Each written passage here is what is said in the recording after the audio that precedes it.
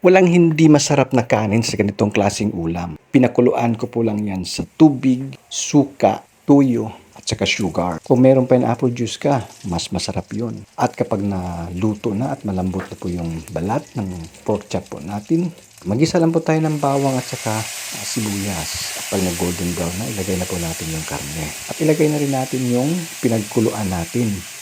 At lagyan po natin ng bell pepper at saka sibuyas na pabilog yung pagkahiwa.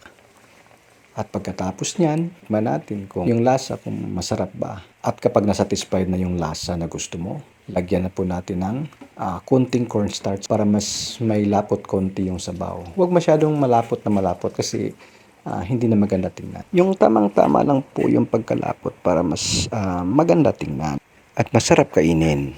So ayan po, yung pork chop po natin na pinakuluan lang po natin sa tubig, suka, soy sauce, at saka sugar.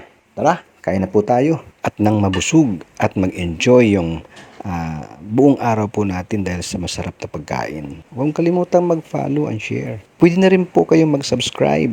May subscribers button na po tayo. At mas lalo nakakatulong po kayo sa mga small content creator na katulad ko. Shoutout nga pala sa lahat ng mga followers at viewers natin po sa kusina ni Jeron. Jeron po, ingat!